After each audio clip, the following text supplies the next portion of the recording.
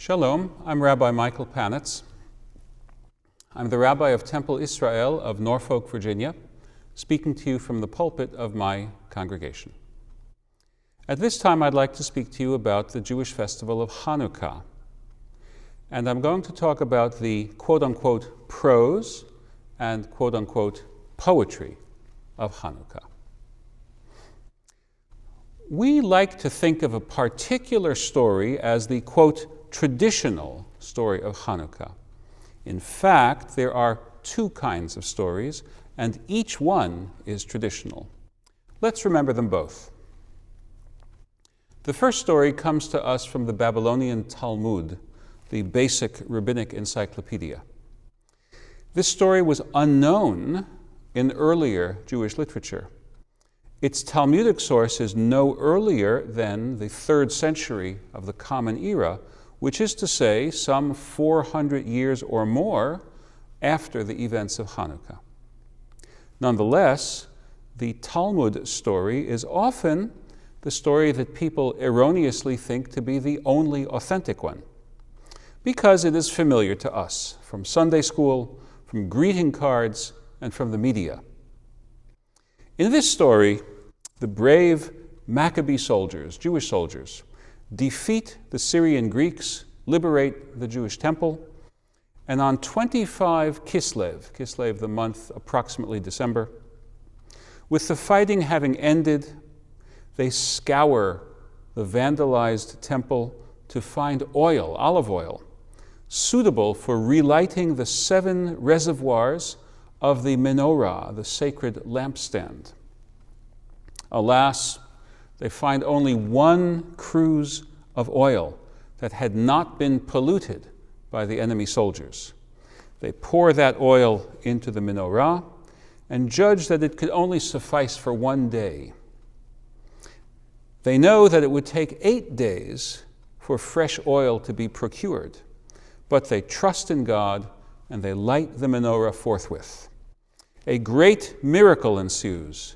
The oil suffices for all 8 days. Hence, from year to year, the holiday begins on the 25th day of Kislev and continues for 8 days. That is the traditional story.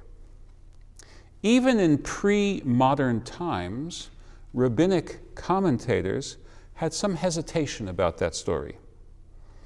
If we are celebrating the miraculous by an 8-day holiday, and if in fact there was enough oil for 1 day of non-miraculous, natural burning, then is not the prolongation, which is the miracle, 7 days, not 8 days? Should not the holiday therefore be observed for 7 days? The rabbis who posed this question came up with an ingenious answer. This is their answer. Knowing that it would take 8 days to procure fresh oil, the Maccabees poured only 1/8 of the available oil into the menorah each day. The miracle was that in each of the 8 days, the 1/8 of a day's worth of oil burned for the entire day. Clever.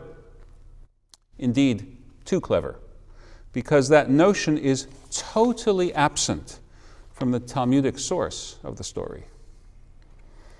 Now, in traditional rabbinics, the questions, if not the answers, lead us in the direction of critical thinking.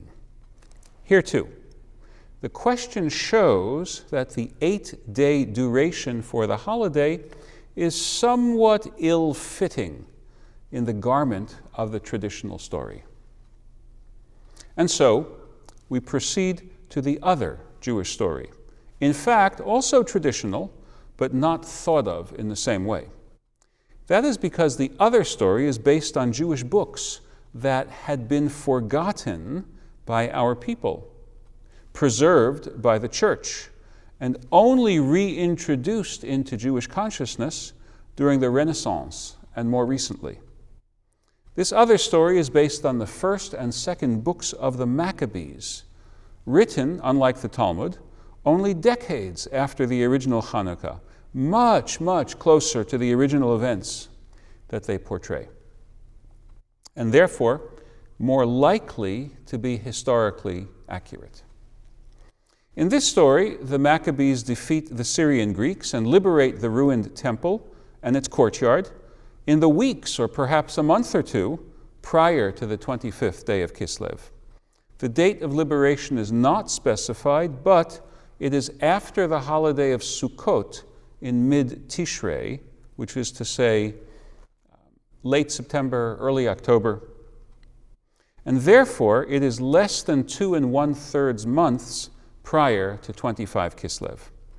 In that interval of up to 2 months plus, the soldiers reconstruct the temple, including quarrying fresh stones to rebuild a new altar to replace the one polluted by the swine offered as sacrifice by the cultic priests working for the pagan emperor Antiochus IV. Finally, on 25 Kislev, the Maccabees rededicate the temple. And in fact, the Hebrew word Hanukkah means dedication or rededication. That day, 25 Kislev, was a deliberate choice, not, as in the first story, the day on which the fighting happened to end. 25 Kislev, according to this story, was quite suitable to be the rededication day, because it was the same day, only a couple of years earlier, when the king had first seized the temple and begun to use it for pagan rather than for Jewish sacrificial worship. As for the 8-day duration of the holiday, the account in the second book of Maccabees makes it clear that the original Hanukkah was thought of as a make-up holiday for the festival of Sukkot, Tabernacles, the 8-day holiday in Tishrei. Since the Maccabees had not yet liberated the temple by the Sukkot of that year, the year of the fighting, there was a felt need to recreate a procession with the tree, fruit, and boughs associated with the holiday of Tabernacles. And the book reports that that's exactly what they did. Although these two stories may be thought of as rivals for our ascent, I would urge us to accept and enjoy both of them and put each of them to good use. I would call the story deriving from the books of Maccabees the prose of Hanukkah, and the Talmudic story the poetry of the holiday. From the prose account, that is to say, the more historically accurate account, we can glean the important lesson that Jewish survival and religious freedom are precious. Precious blessings need to be defended and safeguarded. If the Maccabees had not prevailed in an actual military contest, there would probably be no Judaism today. Jews are peace-loving, but self-defense never requires an apology. The prose account also speaks to the importance of the unity of the Jewish people. In the preamble to the prose account, the Jewish community of Israel writes to the Jewish community of Egypt, enjoining it to celebrate the new holiday that it calls, quote, Sukkot in Kislev.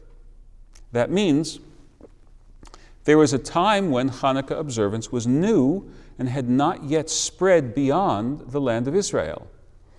We can take that history to heart. We can work to repair and strengthen the unity of the Jewish people, both in the land of Israel and in the diaspora. Certainly, and this is a sad reflection, today that unity is impaired by insensitive positions adopted by arrogant and extremist ministers, government ministers, who have just entered the new Israeli government. Hanukkah would be a good time to remind them that the Jews of Israel ought to be reaching out constructively to their Jewish co-religionists around the world. Now, as for the poetic account, it contains many lessons.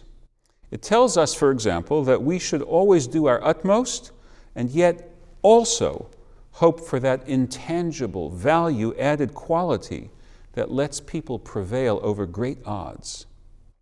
The 8 days of miraculous burning tale also reminds us to be bearers of light, banishing the darkness of bigotry, of ignorance, and of superstition. But we may say more. The poetic account also has a kind of historical value, not as an accurate retelling of events, but as a testimonial to changing conditions among the Jewish people who were celebrating the holiday.